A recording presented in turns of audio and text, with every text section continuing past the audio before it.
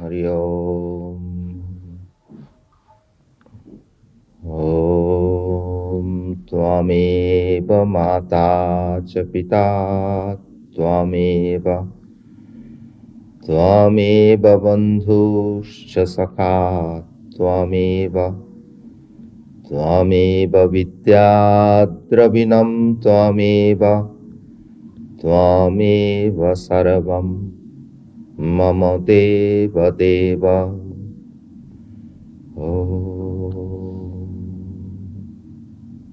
Thou art our loving Mother. Thou art our compassionate Father. Thou art our true friend and constant companion. Thou art our only wealth, and Thou art our only wisdom. Thou art all in all. Om Shanti Shanti Shanti. Peace, peace, peace. We are continuing the teachings on the Sermon on the Mount. Blessed are the peacemakers, for they shall be called the children of God. There is a parallel passage in one of the Hindu scriptures, which I shall quote to you, in the Bhagavatam.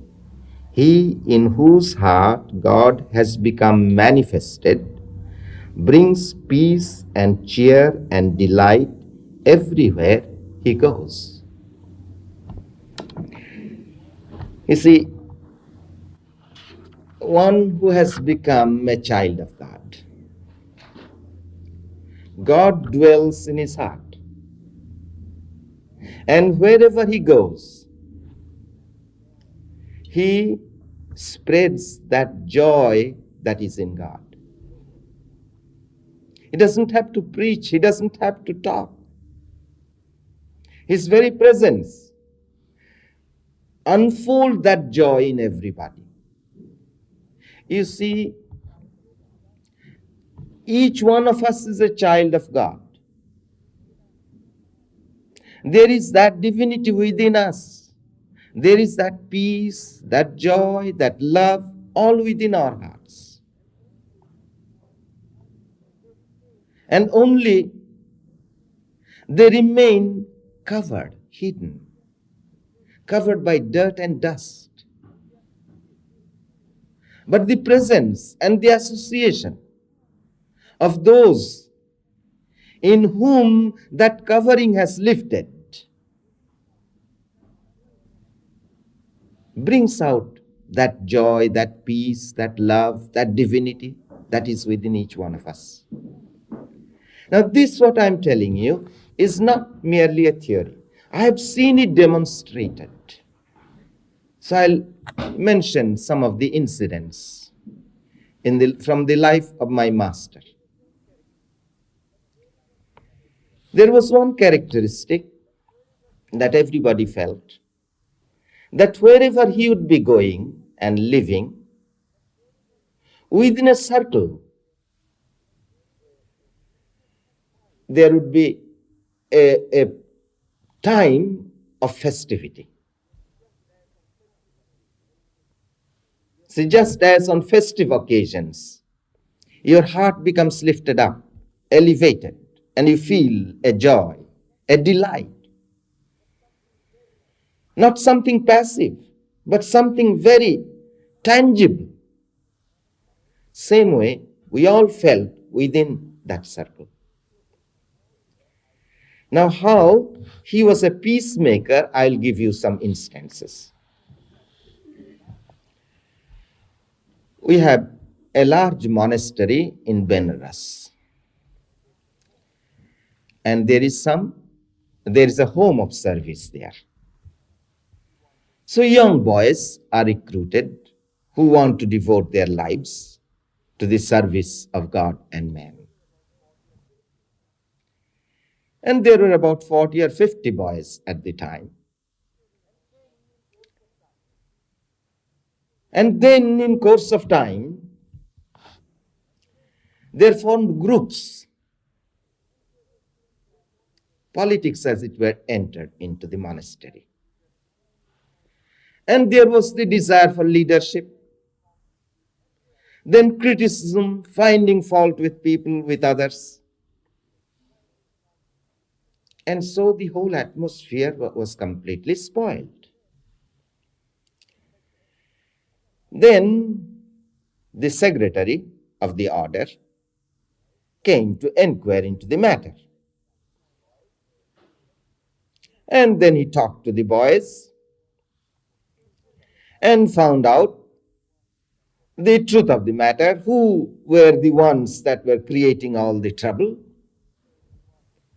So he took down the names of those and then wrote a letter to Maharaj Swami Brahmananda, who was the president of the order, that I found out that these are the boys that are creating all the trouble and difficulty, and so they should be expelled from the order.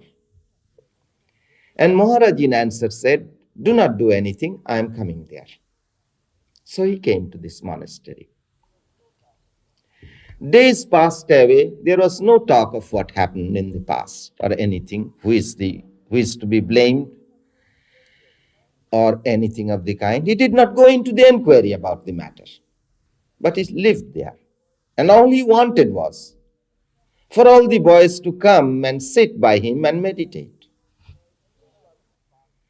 And thus 2 months passed away, and then he left. And there was perfect harmony and reconciliation. And there was no mention of the trouble at all. Now I'll tell you another incident where I was present. We first joined the monastery in the headquarters. And one day I was seated by Maharaj, and Swami Prabhavananda, who was another disciple of Ramakrishna, a great illumined soul, he came to Maharaj and said, Maharaj, I saw 2 boys fighting, and they had fist fight even. And this must not happen in a monastery. You remember how we brothers lived. We never said a harsh word amongst one another. Now these boys are not fit to live monastic life. We must expel them. Then Maharaj said, brother, they have come to you. Transform their lives. And then Swami Brahmananda, he was, such an illumined soul. He said, Maharaj, you are right. I'll bring all the boys to you. You give them your touch. So he went and gathered all the Swamis and Brahmacharis and novitiates and brought them to Maharaj. And he stood in rows. And Maharaj, in a high spiritual mood at the time, he was half conscious only. He was seated, but he was conscious. And then each one came and prostrated, and he had his hand lifted just that way over the head. I cannot say what others felt, but I felt this way. A physical illustration I shall give. When it is very hot, and you have walked in a hot sun, and your whole body burns, then you get a cool shower, as there is that physical feeling. Same way, there was a feeling that such peace, such joy, such an upliftment he gave. And he gave that to each one. And there was no more any talk about quarrel or fight. So these are the real peacemakers, because they are the children of God. Now, as I pointed out, that there is that real peace in your own heart. We are all seeking for peace. But peace, not something that is, one may say, of the grave. Not that. But there is a positive delight that must come, positive joy that must come. And you see, by obtaining things, you do not get that. We may think that if I find this person, or if I find this wealth, or if I find this object, which I lack, I shall be very happy and peaceful. But you see, if our happiness depends upon coming in contact with anything, it comes and it goes. You see, it is something that you have to feel that inside, and which feeling must continue all the time. And that's what we are all seeking. But we are seeking outside of ourselves by coming in contact with objects and things and persons. For instance, a person feels lonely. He may have every friend and relative, they all love him and everything, but still there will be that feeling of lonesomeness. It is natural because until we have that real union with our real friend, that loneliness cannot go. And that real friend is seated within your own heart. Call that God or Brahman or Atman, does not matter. And if you can reach him, then the sweetness that comes in your life is something that is abiding. And it is not something that is selfish again, that you have got it for yourself. Everything is contagious. As disease is contagious, so health is contagious. And thoughts are contagious. Life is contagious. And so, wherever you go, you don't have to preach. You don't have to talk. But you lift up the consciousness of people wherever you go. And you give that joy, that delight to everybody. So we have to become children of God. Not that we are not children of God, but we have forgotten that we are children of God. And we have to realize that. Blessed are they which are persecuted for righteousness' sake, for theirs is the kingdom of heaven. Blessed are ye when men shall revile you and persecute you, and shall say all manner of evil against you falsely for my sake. Rejoice and be exceeding glad, for great is your reward in heaven. For so persecuted they the prophets which were before you. Now, before we can understand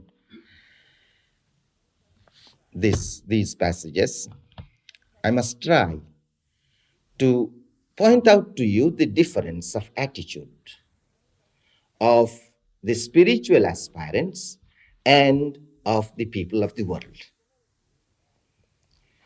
As a general rule, you find people of the world,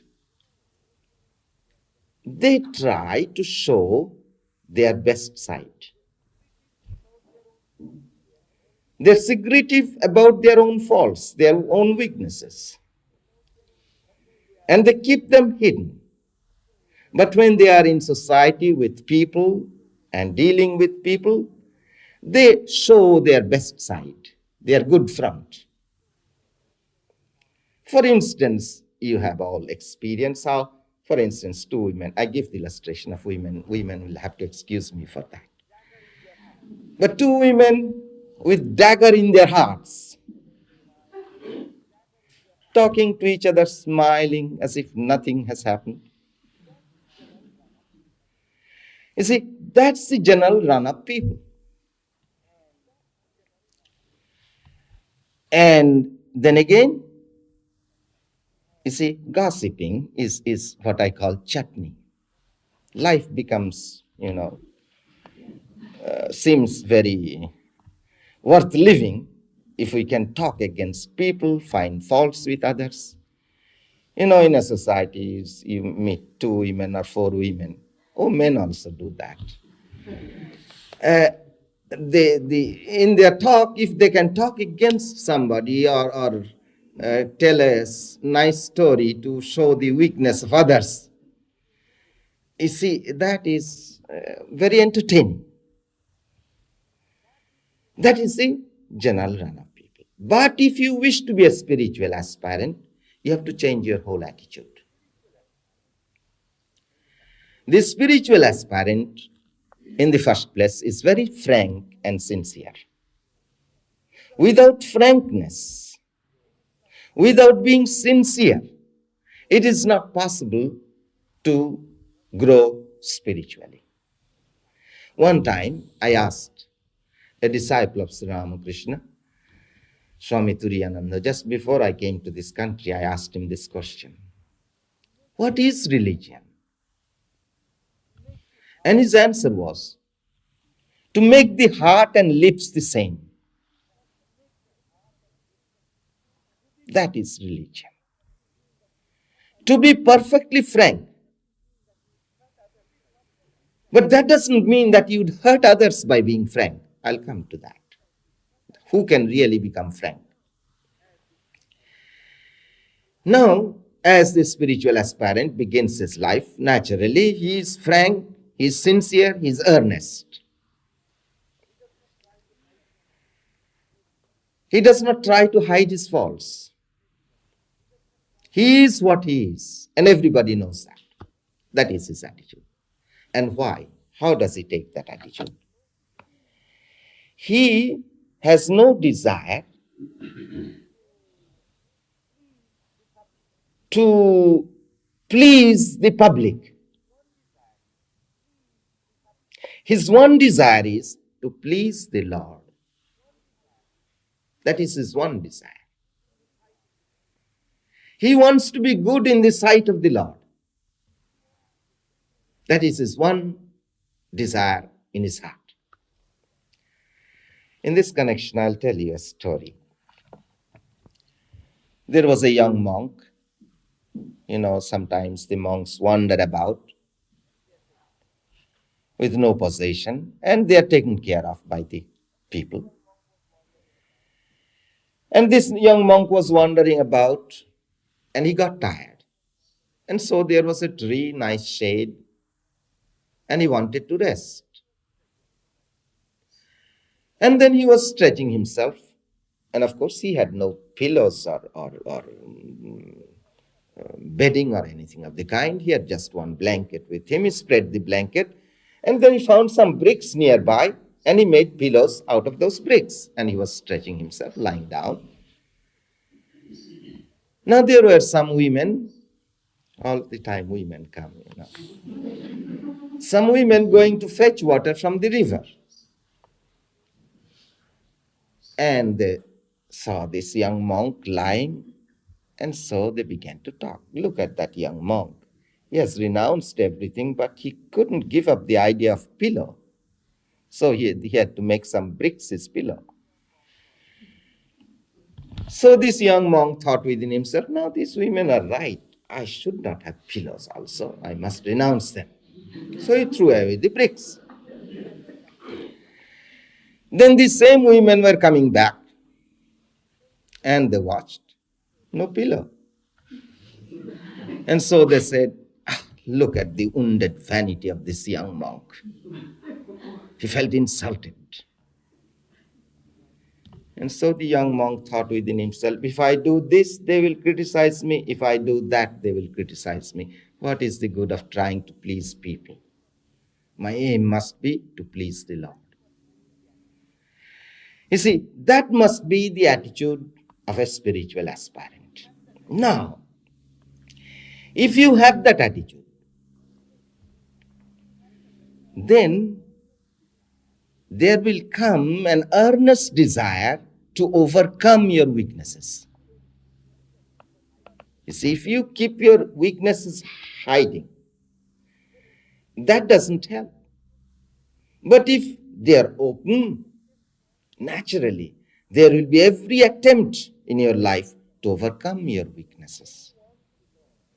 So, if you want to please the Lord, if you make the attempt to please the Lord, you will find that your whole life becomes purified. Now the question arises, what should be the attitude When people revile you or persecute you, in spite of your goodness and righteousness, in fact, sometimes they will persecute you because of your righteousness. You see, this world is a very funny world. Cannot stand the good to see the good of others.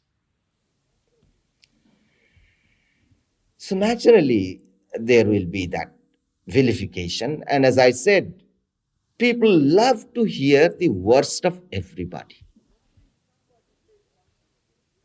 And so if somebody says something against another, he may be a holy man, he may be a Christ, but that will be accepted, is gossip. That gossip will be accepted as the gospel truth. And naturally, they will revile the man. Now, what should be our attitude? There again, you see, all the disciples of Ramakrishna, whenever they had any occasion, they would insist upon this truth. Do not react. Do not retaliate. If somebody speaks ill of you, if somebody hurts you, and then you want to hurt that person in return, then you become as wicked as the other fellow. You drag yourself to his lower level. So you will find in the teachings of Sri Ramakrishna and his disciples this insistence upon do not react, do not retaliate, but pray. Pray for such people. Of course, this is the teaching to monks. And we find, in the very beginning, I pointed out that Sermon on the Mount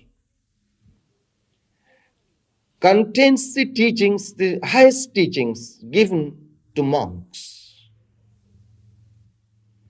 Now for a householder, you see this not resisting evil, not to retaliate, something we have to consider more carefully. There is a parable of Sri Ramakrishna which should apply and which should be the attitude of the householders. You have to protect yourself. There are situations that arise where you have to protect yourself. You have to defend yourself. So there is this parable, and through this parable, Sri Ramakrishna taught a wonderful truth. You see, there was a poisonous snake, a cobra, in the outskirts of a village. And he was so bad that nobody could pass by that road, and he killed many, and nobody could do anything to this snake. One great sage, Narada, he was passing by, and the villagers came and said, don't go by that road. There's a poisonous snake, a venomous snake, and he will hurt you. And this holy man said, oh no, nobody can hurt me. So he was walking by, and this snake came, and this holy man knew some mystery or mystical formula. And so the snake becomes very calm and quiet. Then this Narada, the teacher, said, I'm going to initiate you into a mantra, into the holy name of God. You repeat this name of God and never hurt anybody.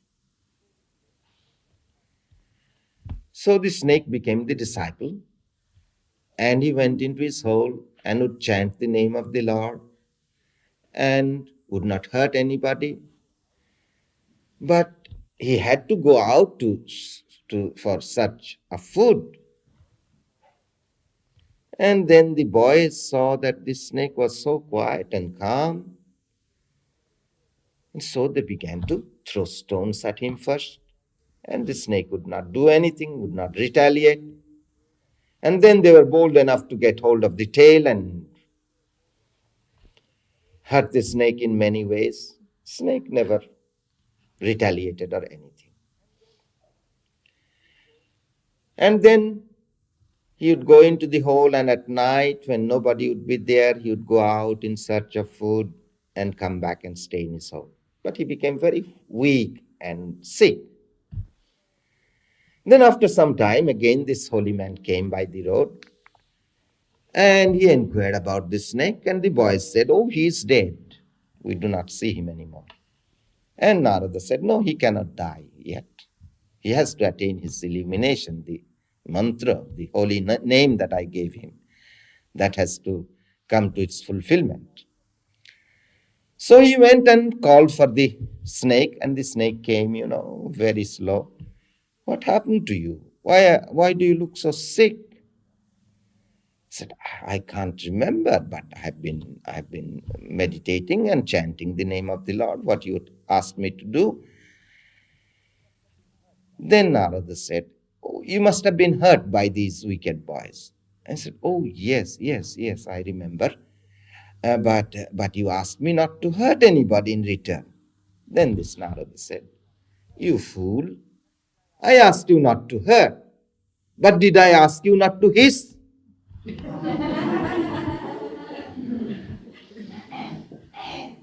And so, to live in the world, you have to have some protection. Of course, ultimately, God is protecting you. That's true. But we sometimes forget that. And so, in our practical behavior, sometimes we have to hiss when necessary. But, again, do not have any ill will towards anybody.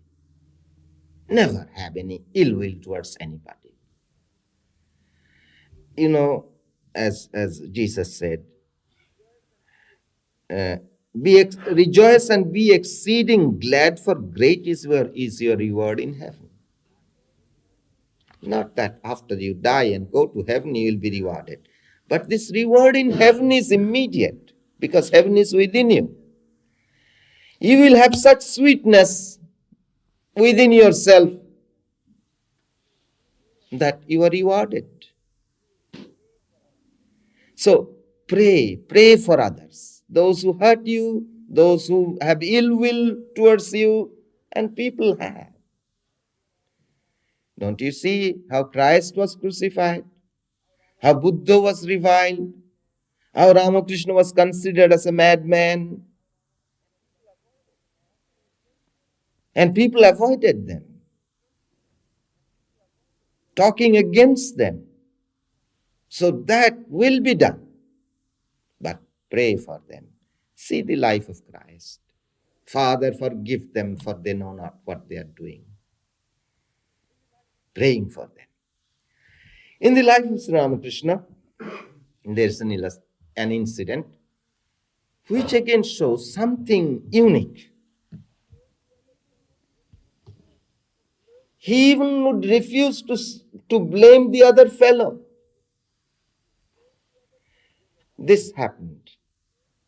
There was a priest in that temple where he was living, who became very envious of Ramakrishna, because Mathur Babu was the head of that estate and the temple, and a very rich man. He had such reverence and such love for Ramakrishna, and he would do everything for Ramakrishna. And so this priest got envious. And he came to Ramakrishna and said, "Now, tell me the magic. How you have hypnotized this man. I want to know the secret." And Ramakrishna said, "I don't know any hypnotism. I have not done anything. He just loves me." But this man would not believe in Ramakrishna. He was sure that Ramakrishna knew some magic. And some magic spell over Mathur Babu he has spread. So he was seeking for an opportunity to punish Ramakrishna. And one day Ramakrishna was in his room alone and completely absorbed in samadhi. So he came into the room and gave him a good beating, kicked him until he fell down and blood came out. And then Sri Ramakrishna kept quiet, didn't tell anybody about the incident. And much later, one day he mentioned that incident to Mathur Babu, and Mathur Babu said, "Father, why didn't you tell me?" And he replied, "What is there to tell you? It was my fault. I couldn't make that priest believe in my sincerity. He thought I was lying to him. He believed sincerely that I had some magic spell. I knew some magic spell. So how can I blame him?" Of course, this is unique.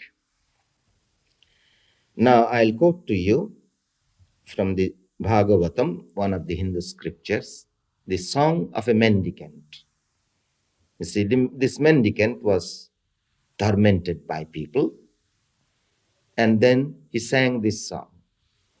"Even if thou dost think another person is causing thee happiness or misery, thou art really neither happy nor wretched, for thou art the Atman, the changeless spirit." You see, as you find that sweetness in the Atman, in God, in Brahman, then there is neither happiness nor misery that can affect you from outside. Thy sense of happiness and misery is due to a false identification of thyself with the body, which alone is subject to changes. Thyself is the real self in all. With whom shouldst thou be angry for causing pain, if accidentally thou dost bite thy tongue with thy teeth? Ye are the salt of the earth, but if the salt have lost its savour, wherewith shall it be salted? It is therefore good for nothing, but to be cast out and to be trodden under foot of men. Ye are the salt of the earth. That's what a teacher does. Give to the disciple faith in himself, confidence in himself. You see, it is very easy to denounce somebody by showing his weaknesses and faults.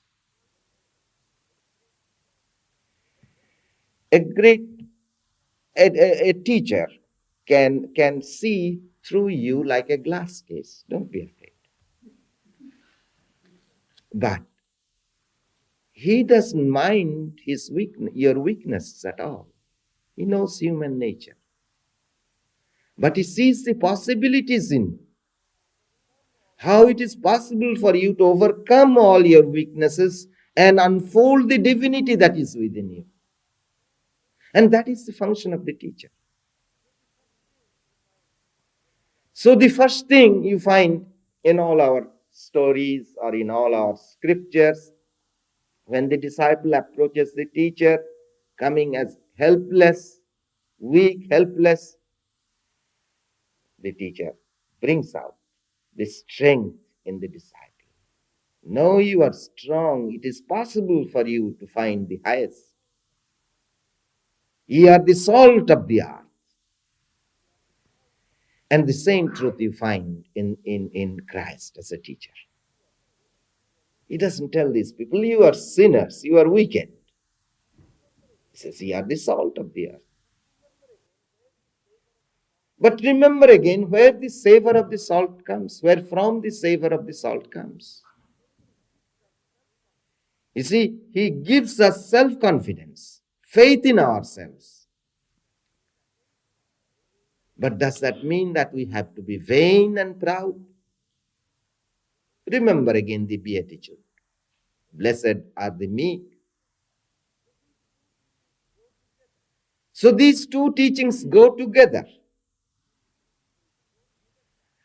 And where is that strength? Where is that savor of God? How do we become the salt of the earth? In the confidence in the Atman, faith in the Atman, in God within. That is your true self. And the teacher brings out that truth in you. I remember one time, that was also just before I was coming to this country. I went to see for the last time a disciple of Sri Ramakrishna, Swami Prabhavananda. And he began to talk nice things about me. I got bored. And I said, but Swami, what you are talking is not true. I know myself. I have none of these qualities. Then he said, I won't translate that to you exactly, but I will do it. He, in plain words, he said, shut up. But in good language, I'd say, he said, keep quiet. What do you know about yourself? I see what you're going to unfold. And that is the truth with every one of us. That is the truth. You are the salt of the earth. There is the potential power in you to unfold that divinity. And you are going to do it. That's what the teacher points out. Now again, as I pointed out, that really the savor comes from God.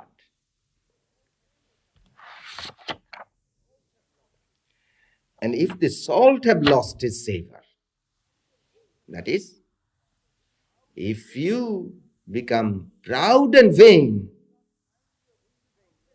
and not find your strength in the strength of the Atman or God, then you lose your savor. You become egotistic. So egotistic or vanity, that is not self-confidence. It is the confidence of the divinity, of the Atman within yourself.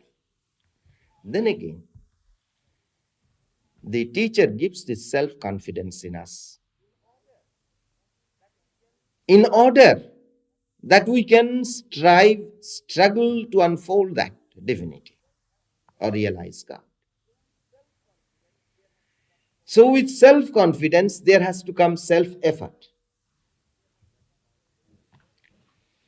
That reminds me of a truth that my master told me. He said, you have the grace of Guru, you have the grace of God, you have the grace of his devotees, but unless you get the grace of your own mind, you may be ruined. So what is this grace of the mind? We have to make some effort. Now again, you see, we may understand, we may have the understanding, we have the grace of God, grace of Guru.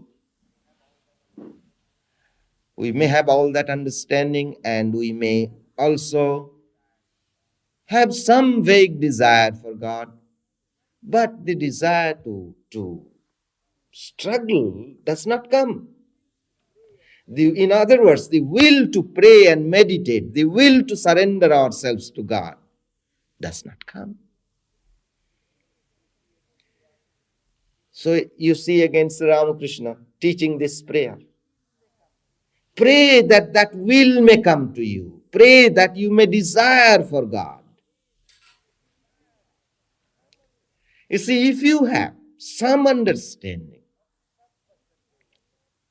of the purpose and goal of life, and if you do not struggle for that, they say you are a suicide.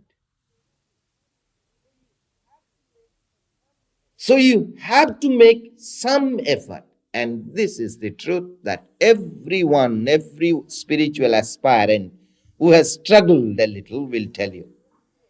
If you take one step towards God, God comes down 10 steps towards you. Make a little effort, and you find the door is opening. Ye are the light of the world. A city that is set on an hill cannot be hid. Neither do men light a candle and put it under a bushel, but on a candlestick. And it giveth light unto all that are in the house. Let your light so shine before men, that they may see your good works and glorify your Father which is in heaven. Now here again, we find a beautiful truth. Here, I believe that Christ transmitted that illumination into the hearts of his disciples. You see, you can tell this because we know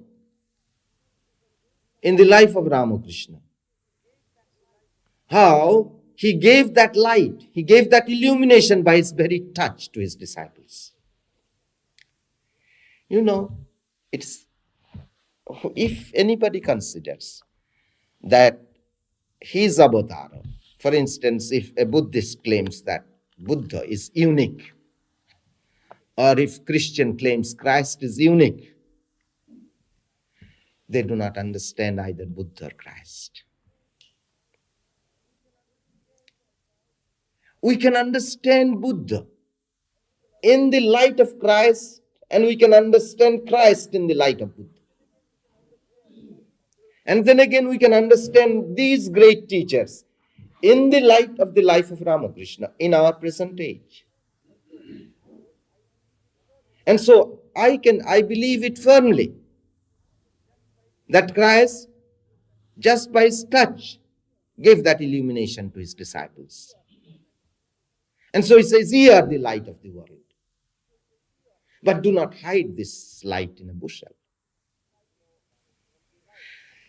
You know, from the lives of the disciples of Ramakrishna again, I can understand. Sri Ramakrishna gave this illumination to his disciples, and we find again these disciples struggling hard to reach that illumination. And then, you see, one time, one brother disciple asked Swami Brahmananda, my master, didn't Sri Ramakrishna give you everything? Why do you have to struggle again? He said, yes, he gave me the supreme truth, gave me the highest samadhi. No doubt. But I want to make that natural with me so that I can transmit that power to others also. You see, who can be a teacher? Only one who has that light within himself. Whenever there would be any spiritual teacher, Sri Ramakrishna would approach him and ask him, do you have the divine commission? Have you the command of God to teach? You see, otherwise, the teaching does not affect people, because teaching is something that is transmitted.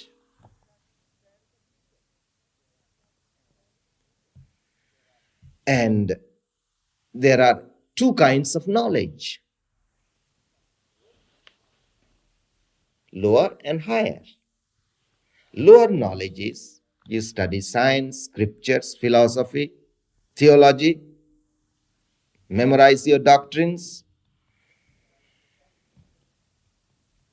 That's one kind of knowledge. What you call intellectual knowledge, gathering information in your brain.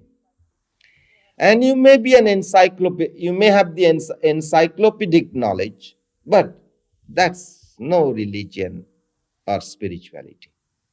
You may be just a baby in spiritual life. And another is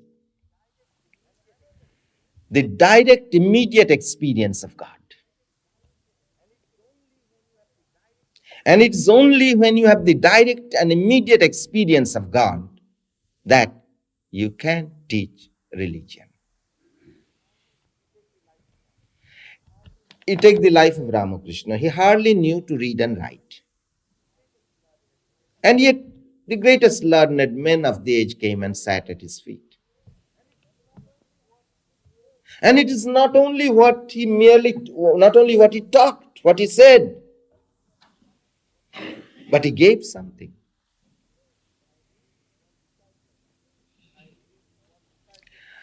I have seen one disciple of Ramakrishna. Sri Ramakrishna even knew how to read. At least he signed his name, I know. But this disciple could not even sign his name, didn't know the alphabet. He came from the servant class and they had no education.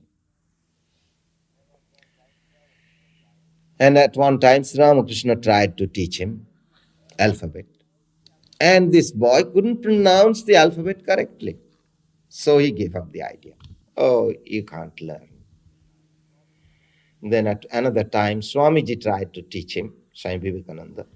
And this Swami said, your guru couldn't do something and you think you can do. And I gave you this introduction in order to show you his wisdom. There was a passage in the Upanishads which we could not understand by reading commentaries and explanations and everything. It still was vague and hazy to us. So he came to this Swami. And of course he didn't know Sanskrit. So he said, tell me in plain language what it states. So he translated to him in his language. And he kept quiet for a moment. And then he said, I have got it. And then with an illustration, he explained that to us, which made it so simple and clear. So religion is not book learning. No, I don't have much time, but I'd like to tell another story in this connection. You see, there was a great scholar was crossing the river in a boat. And there were some ordinary folk in the boat as passengers. And this scholar began to show his learning to them. He asked them, have you studied logic? Have you studied Nyaya, Sankhya, Vedanta, and so on and so forth?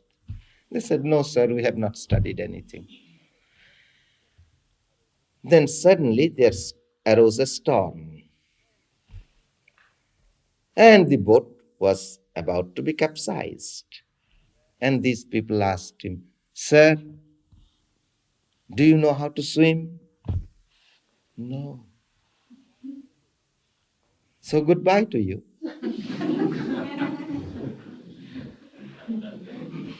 So it is that learning how to swim this ocean of worldliness. That is wisdom. And that's what we have to get. One thing the West must learn. And that is this truth. That God is a reality. And you and I and everybody can see him, can know him, can talk to him, can become united with him. In this life, in this existence. We do not have to die to do that. You see, this post-mortem religion, heaven, forget about that. If there is God, I must know him. I must see him now, here and now. That must be. And that is the spirit of religion. So that is the one truth the West has to learn, because you have been indoctrinized in a different way. That nobody can see God. You have to go to heaven, die and go to heaven. Why don't they commit suicide and reach God easily? No. God can be known and seen here and now, and there is fulfillment of the purpose of life, and there comes the real sweetness and peace in life.